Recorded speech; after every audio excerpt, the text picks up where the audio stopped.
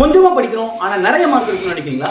Martin லாப்டல்னு சொல்லக்கூடிய ஒரு American psychology professor அவங்க ஸ்டூடெண்ட்ஸ்க்கு சொல்லி கொடுத்த ஒரு ஸ்டடி டெக்னிக் தான் உங்களுக்கு சொல்லி தர போறேன். சோ வீடியோவை ஃபுல்லா பாருங்க. அந்த டெக்னிக் பேர் தான் என்னன்னா ஸ்டடி லெஸ் ஸ்டடி ஸ்மார்ட். இதுல ஒரு 3 முக்கியமான ரூல் இருக்கு. அத பத்தி தான் சொல்ல போறேன்.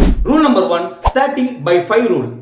இந்த ரூல்ல என்ன சொல்றாங்கன்னா 30 நிமிஷம் படிச்சா அதுக்கப்புறம் 5 நிமிஷம் பிரேக் எடுக்கணும்னு சொல்றாங்க. இப்படி பண்ணா பிரெயின் சூப்பரா ஃபங்க்ஷன் ஆகும்னு சொல்றாரு. Rule number 2 active recalling. இது என்னன்னா நம்ம படிக்கிறது மட்டும் இல்லாம அதை ரீகால் பண்ணி பார்க்கணும்னு சொல்றாரு. ரீகால் பண்றதுன்னா புக்லாம் எடுத்து வச்சுட்டு மைண்ட் குள்ளேயே அதை ரிமைண்டர் பண்ணி பார்க்கிறது. இது ரீடிங்கோட ரொம்ப பவர்ஃபுல்னு சொல்றாரு.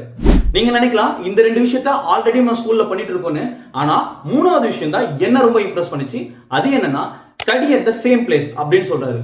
ஒரே பிளேஸ்ல உட்காந்து தினமும் படிக்கணுமா?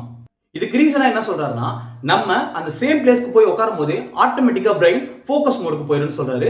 சோ இது மூலமா நம்மளோட ஸ்டடி எஃபிஷியன்சி ரொம்பவே அதிகமாகும். இந்த வீடியோ உங்களுக்கு யூஸ்ஃபுல்லா இருக்குன்னு நினைச்சீங்கன்னா ஒரு லைக்கை போட்டு உங்க ஃப்ரெண்ட்ஸ்க்கு இதை ஷேர் பண்ணிடுங்க.